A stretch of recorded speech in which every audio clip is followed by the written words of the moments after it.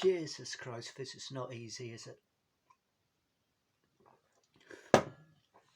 Cheers to Ian, who were on first. Hope you enjoyed this set. Cheers for Luke, who may or may not have introduced me. I don't know, because this is pre-recorded, and I'm missing Praro. This is actually my 18th attempt in the past hour to do this. Anything what can go wrong is, so this is the last attempt I'm making. Anything goes wrong if I stumble over any words or anything, like now, just have a drink, take a shot, have a mouthful of Guinness. Don't drink bleach or whatever that fucking idiot suggests, but just have a drink every time I say something or do something stupid. Gonna be a lot of pissed viewers, I think. This is the first poem. It centres around depression and it's called Masks. What mask should I wear today? Happy to beat sad, colours to beat grey, a master trick, a master deceive, a web of lies is easy to weave, a new face of confidence free of fear laid on thick so no cracks appear, cracks like desperation, depression and pain, covered with false confidence, it's a task to maintain. We all rely on our masks to protect and to hide, frightened, embarrassed to show what's inside, but deep down a voice starts to debate. What the hell is wrong with your own fucking face? Show the world you and your scars. You don't need the masks of other false laughter in bars. Stick two fingers up to anyone who feels you should hide. Open the floodgates below the walls open wide.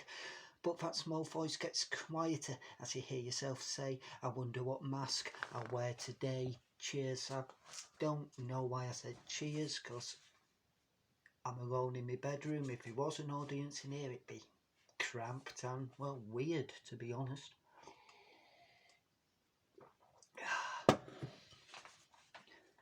Okay, this one, excuse me, this one centres around bullying, and it's called Sticks and Stones. Sticks and stones break bones, words hurt like hell, breaks heal, words stick, bruises fade from the stiffest kick, but taunts will haunt long after we've grown. We become self-conscious, self-hating, too self-aware, starve ourselves because we care about what was said years ago. We live in fear of a pointed finger and a hateful remark. Sticks and stones break bones, but words don't half leave a mark. Nearly said cheers again then, that were could have been a bit silly. Here's an old drinking poem I wrote, quite apt.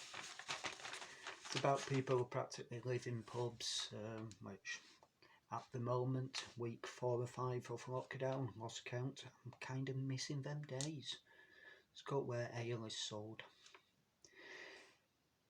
In the place where jokes never get old and no one gets tired of stories told, where irrational dramas tend to unfold, that's where you'll find me. Where people happily exchange tit for tat, where uniforms and status really aren't all that, and no one notices that the beer is flat, that's where you'll find me. Where bloated beer guts are well fed and countless tears are countlessly shed, where drunken promises are drunkenly made, that's where you find me. When red letters are an unwanted reality, when you know you can't really cope with me, and you want to pack me bags and set me free, you know where to find me. When things between us are turned so bland, when everything's gone out of hand, and you leave that note hoping I'll understand, you know where to find me. When all your world collapses all around you, and you've booze and you've pills, and you don't know what to do, and solutions to be found all add up to nil, I never let you find me.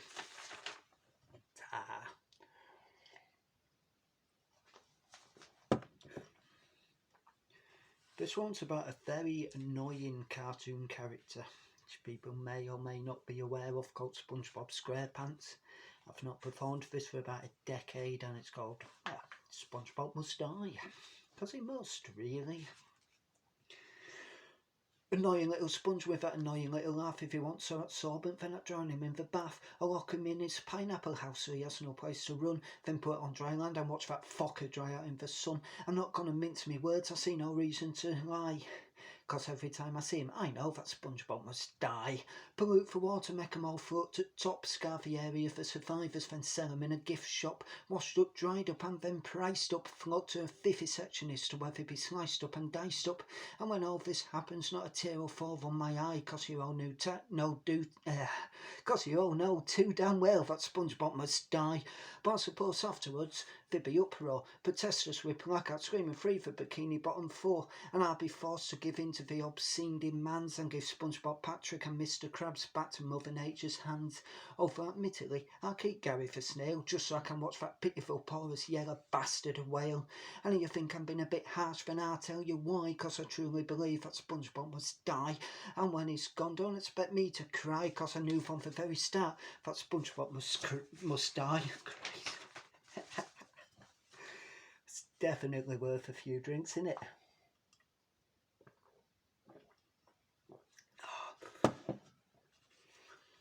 This has been quite a task to record. I'm only 6 minutes in apparently. It's been quite a task. You can tell how hard it's been, because when I started doing this morning, I was actually clean shaven. So there you go. This is a poem about poetry nights, and before I get any stick for this, it's a work of fiction. It's an imaginary night. I do actually like most poets. Let's call it another poetry night. Heartfelt poem, so I feel crap for some drunken twat and he's trying to rap. Someone's doing a 20-minute poem from the heart. I should have left at the bloody start.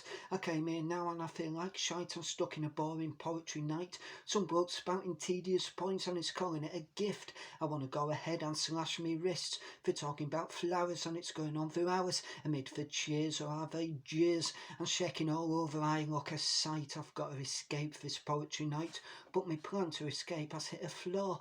Beholding the evening on the top floor, to dive out the window would be a bit daft. I've got to stay here and watch this lot practice the craft. But if I stay here, I'd probably die. I'd rather stay at home watching paint dry, or have a quiet night in with the lass, or be given an enema with a shard of glass, or even get my ass kicked in an unfair fight. Anyway, but this boring poetry night.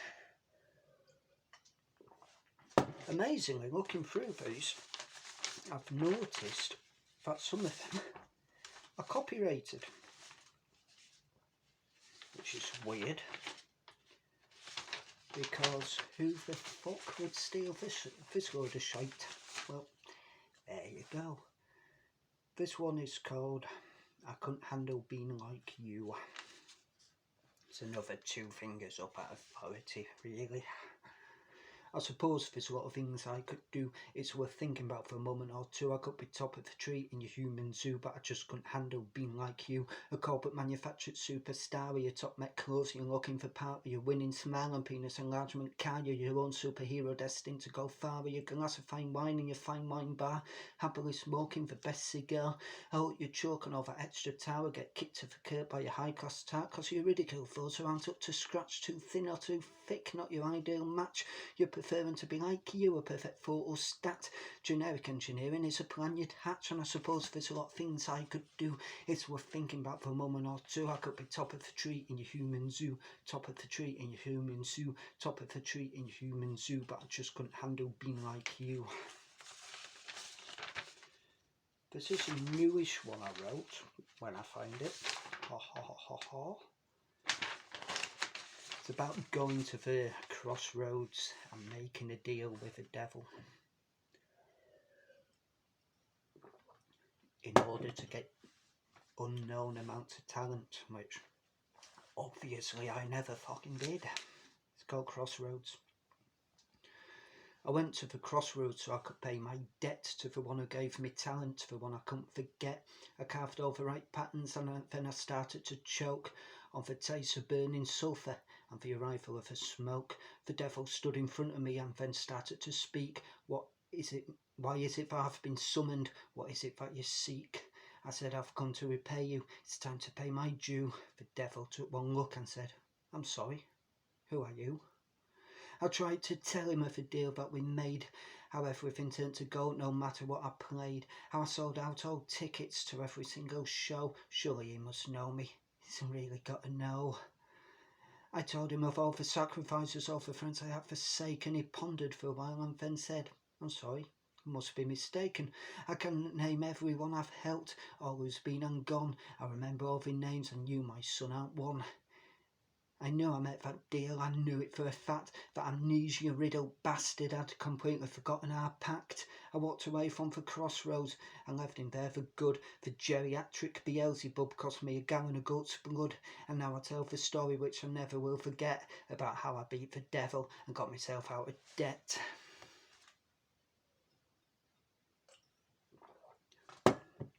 Here's a love poem. It's got displacement activity. Probably why I'm still single, really.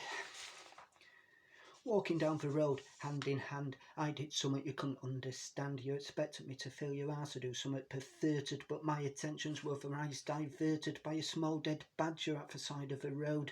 You looked at me like I was absurd, and it may offend you, and it's funny but true, that I'd rather look at dead, decomposing animals than ever look at you. Then at home you lay seductively on me bed, but down me pants all were dead. You wondered out loud why I couldn't get an erection, but I was sidetracked by my CD collection.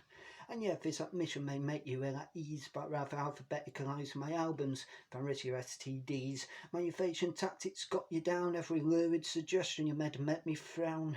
Then you said we had to have a talk. But I fucked off on a sponsored walk, and it may be beyond a joke, but I'd rather walk a mile than ever have to face your morning after smile. And now you hate me, you hate to see me face, but whenever you show up I'm already in some other place. And you're a good looking lass, but truth to tell, I'd rather do so many other things than ever enjoy your hell. I think 2 more and that's me lot. See how Poirot ends. I bet it was a butler again. You never know. This is a serious one, sort of. It's what got me my 30 seconds of fame. It's about when your biscuit falls into your cup of tea. It should never happen to anyone, let alone me. The day me biscuit fell into me tea, I couldn't take it out, I had no access to spoons, so I couldn't fish it out, for it stayed macarooned at the bottom of me cup, destroying the taste, and I hated to see a good cup of go to waste, so I necked the drink all in one, and I retched and I gipped to the taste was gone. Shortly, the foul aftertaste went away, but that experience really ruined my day. Now I've had a load of things happen in my life, and I've had my fair share of trouble and strife, but one of the worst things that ever happened to me was when my biscuit fell into me tea. I've been mugged and threatened and mentally abused. I've fallen in love with people only to end up being used as in front to get buried, and others locked up, but that don't compare to torment of dropping a biscuit in my cup. I've drank so much that my liver couldn't cope, just today actually. I'm been so ill that doctors gave up hope, but none of that's as bad as the time I threw up after swallowing the remains of a biscuit in my cup. Now you may think I'm taking this a bit too far, and I know you'll find this point to be a bit bizarre, but for me death, betrayal and needless wars, all that stuff, it just seems to pause. Call it madness or insanity, but now as a matter of that biscuit leaves me tea. Oh, what we on? 13.5 minutes. You'll agree, it feels longer.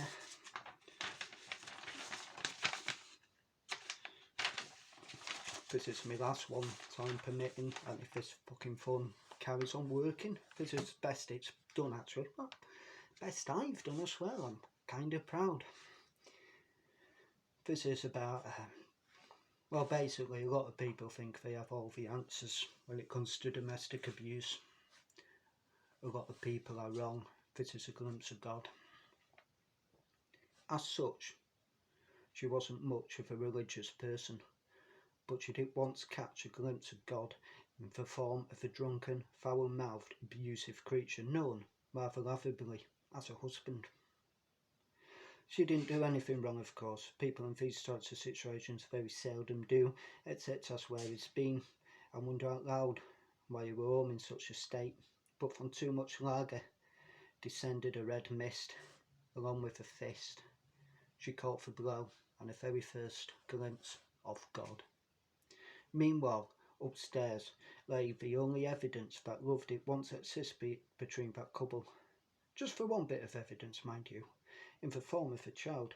and he lay there, scared, frightened, not aware of what caused for trouble, just aware they were present. And he lay there, frightened, that one day he might actually have to pick sides between the two people whom he loved.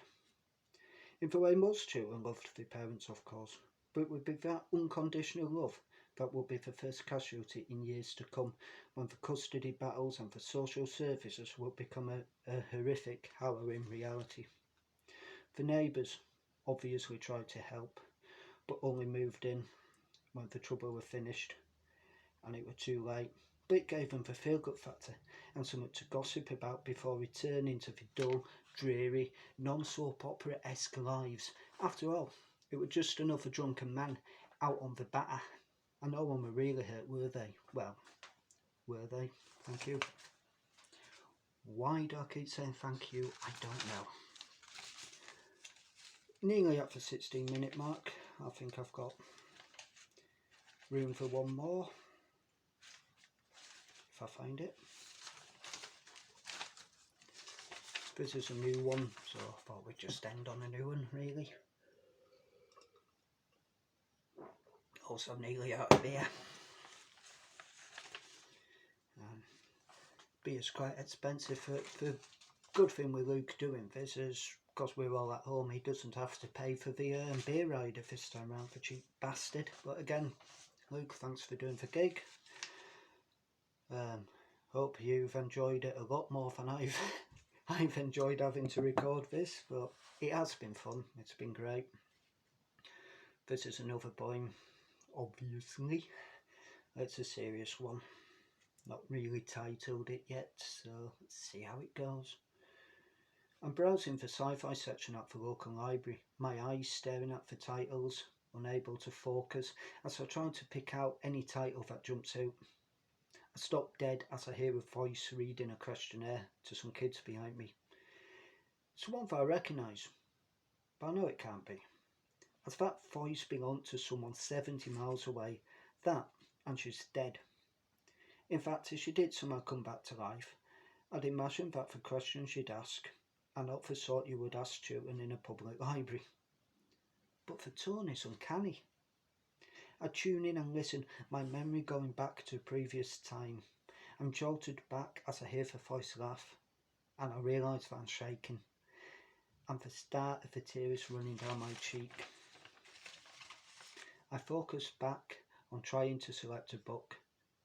I last about 30 seconds before I hear the voice state that no one can live forever, in response to Child's request that everyone should keep their lives. When asked how she would make the world a better place, I pick up a random book and hurry outside. The rain hits my face, disguising the tears and bringing me back to reality. I laugh to myself, realising how silly it was, and question my grip on the real world. I go home and stick the kettle on before throwing myself on the sofa, still shaking. I've been K-Mite. Enjoy the rest of the night. I'm off to watch Star Trek. Cheers.